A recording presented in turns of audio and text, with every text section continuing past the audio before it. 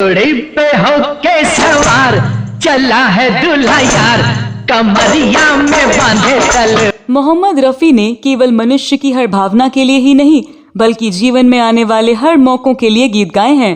बंधा हुआ एक एक धागे में भाई बहन था प्यार। बचपन से लेकर वृद्धावस्था तक और जीवन से लेकर मरण तक हमारे सामने पेश आने वाली हर स्थिति, हर परिस्थिति के लिए गाने गाए हैं। सीना तो है उसी का जिसने ये राज जाना। चाहे सुख के क्षण हो, चाहे दुख की घड़ी हो, चाहे मिलन की बेला हो या विदाई के पल, हर मौके और हर स्थिति के लिए आपको मोहम्मद रफी के गाने मिल जाएंगे। बाबुल की दुआएं लेती जा तुझको। हर मनुष्य के जीवन में जन्मदिन खुशी का एक ऐसा मौका है जो हर साल आता है। हालांकि जन्मदिन के मौकों पर हर गायक गायिका ने गीत गाए हैं, लेकिन जन्मदिन के मौके पर गाया जाने वाला सबसे मशहूर गीत मोहम्मद रफी का ही था। लेकिन आपको ये जानकर आश्चर्य होगा कि खुशी के मौके पर गाए जाने वाले इस सबसे मशहूर गीत के बनने के दौरान मारपीट की नौबत आ गई थी। आखिर क्यों? इस गीत में ऐसा क्या था कि मारपीट की नौबत आ गई? किसके बीच मारपीट की नौबत आई? क्या है उस गीत के बनने की कहानी? मैं आपकी दोस्त और होस्ट स्तुति इस वीडियो में इस गीत के बनने के बारे में पूरी जानकारी देने जा रही हूँ, तो आप बने रहिए हमारे साथ।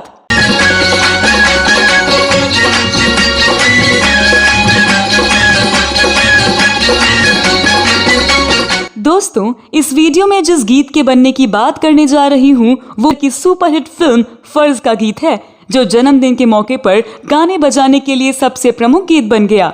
ये गीत है बार बार दिन ये आए। बार बार दिन ये आए, बार बार दिल ये गाए तुझी। फर्ज 1976 में रिलीज हुई थी, जिसका निर्देशन रविकांत नगाइच ने किया था, जबकि सुंदरलाल नाहाटा ने इसका निर्माण किया था। ये 1966 की एक तेलुगु फिल्म की रीमेक है। हिंदी फिल्म में जितेंद्र और बबीता मुख्य भूमिकाओं में हैं। हम तो तेरे आशिक हैं सदियों पुराने, चाहे तू माने। यही वो फिल्म है जिसकी कामयाबी के बाद जितेंद्र को जंपिंग जैक की पहचान मिली। मस्त बहारों का मैं आशिक, मैं जो चाहे यार करूं, चाहे गुलों के साए से। 6 अक्टूबर 1976 को रिलीज हुई ये जासूसी थ्रिलर फिल्म उस साल की सबसे बड़ी हिट साबित हुई थी। हम भी ज़माने से हैं तेरे दीवाने, हम भी ज़माने से। इस फिल्म की कामयाबी में मोहम्मद रफी साहब के गाए गानों का बहुत बड़ा हाथ है। फिल्म के कई गाने बेहद हिट रहे थे। Happy birthday to you, happy birthday to you, happy. Film के गीतकार थे आनंद बख्शी और संगीतकार थे लक्ष्मीकांत प्यारेलाल। इन्होंने मिलकर ऐसे गीतों की रचना की और जब इन गीतों को मोहम्मद रफी की आवाज मिली तब तो कमाल ही हो गया। फिल्म के गाने हर जगह बजने लगे और दर्शक इन गानों को सुनने और उन गानों पर जितेंद्र के डांस को देखने के लिए सिनेमा घर आने लगे।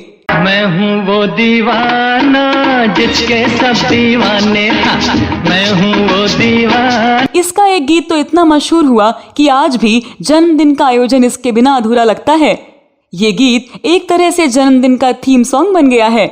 लेकिन आपको ये जानकर आश्चर्य होगा कि इस गाने के लिए आनंद बख्शी तैयार नहीं थे और वो इस गीत को फिल्म में रखने के खिलाफ थे। यही नहीं, इस गाने को लेकर उनके और लक्ष्मीकांत प्यारेलाल के बीच में हाथापाई की नौबत भी आ गई थी। तू जिए हजारों साल, ये मेरी है आरज़ू। दरअसल इस गाने को आनंद बख्शी ने संगीतकार प्यारेलाल जी की पत्नी सुनीला के लिए लिखा था, जिसे फिल्म में हैप्पी बर्थडे सुनीला की जगह हैप्पी बर्थडे सुनीता कर दिया गया। Happy birthday to Sunita, happy birthday to you. जब लक्ष्मीकांत प्यारेलाल जी फर्ज के गानों और धुनों पर काम कर रहे थे तब उन्हें लगा कि इस गाने को फिल्म फर्ज में रखा जा सकता है। उन्होंने आनंद बख्शी को इसके बारे में बताया और इसकी धुन भी बनाकर सुनाई। जैसे ही आनंद बख्शी ने सुना कि ये गाना इस फिल्म में रखा जाएगा, वो भड़क गए। उन्होंने कहा कि ये गाना बिल्कुल नहीं चलेगा और आपने जो धुन बनाई है वो भी किसी काम की नहीं है। इस गाने को फिल्म में लेने की गलती मत करिए। लेकिन लक्ष्मीकांत प्यारेलाल जी को इस गाने और इसकी धुन पर पूरा भरोसा था। उनका कहना था कि ये गाना खूब चलेगा। गीतकार आनंद बख्शी और संगीतकार जोड़ी लक्ष्मीकांत प्यारेलाल के बीच गहरी दोस्ती थी और शाम के समय अक्सर इनकी महफिल लगती थी और पीने पिलाने का दौर भी चलता था। जब एक महफिल में इस गाने की और इसकी धुन की बात छेड़ी तो आनंद बख्शी ने फिर कहा कि ये गलती मत करो, इस गाने को फिल्म में ना रखो। लेकिन संगीतकार जोड़ी लक्ष्मीकांत प्यारेलाल ने इस बारे में पहले से ही तय कर रखा था। वे भी अड़ गए कि इस गाने को फिल्म में जरूर रखेंगे। आनंद बख्शी इस बात पर बुरा मान गए। उन्हें लगा कि उनकी बात का कोई महत्व ही नहीं है। वो गुस्से में आ गए। बात इतनी बढ़ी कि वे जोर जोर से बहस करने लगे। वहां का माहौल इतना गर्म हो गया कि वहां मौजूद लोगों को लगा अगर इनको नहीं रोका गया तो हाथापाई की नौबत आ सकती है। इसीलिए वहां उपस्थित लोगों ने उन तीनों को अलग अलग बिठाया।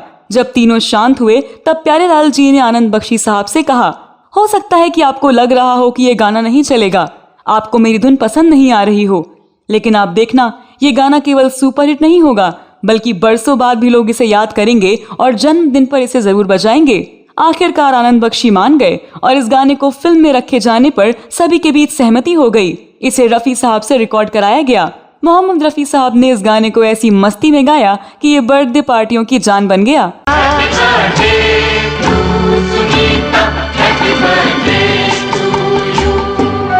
प्यारेलाल जी की बात सही साबित हुई और फिल्म के दायरे से बाहर निकलकर इसकी गूंज हर घर में पहुंच गई। आज भी इस गाने के बिना कोई भी बर्थडे पार्टी अधूरी है।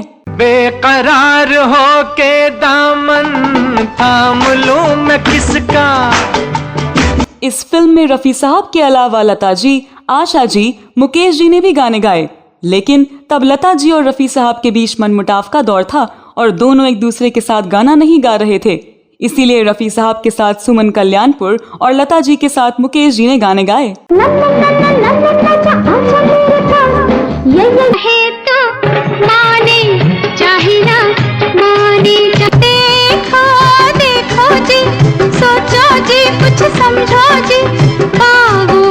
तो दोस्तों, आप फर्ज फिल्म के गानों के बारे में क्या सोचते हैं? जन्मदिन के मौके पर गाए बजाए जाने वाले गीतों में कौन सा गीत आपको सबसे अधिक पसंद है? ये वीडियो कैसा लगा इस बारे में कमेंट बॉक्स में अवश्य लिखें। अगले वीडियो में मैं फिर फिल्मों, गीतों और फिल्मी हस्तियों से जुड़ी कोई नई कहानी या जानकारी लेकर हाजिर हो जाऊंगी। तब तक के लिए नमस्कार। मत भूलना प्यार की बहारें, मुबारक हो सबको समाए सुहाना। राखी के बंधन को निभाना भैया मेरे छोटी। आज मेरे यार की शादी है, यार की शादी है मेरे दिल। औरों की तरह कुछ मैं भी तो। तारे तारे कितने नील गगन पे तारे, मेरी उम्र हो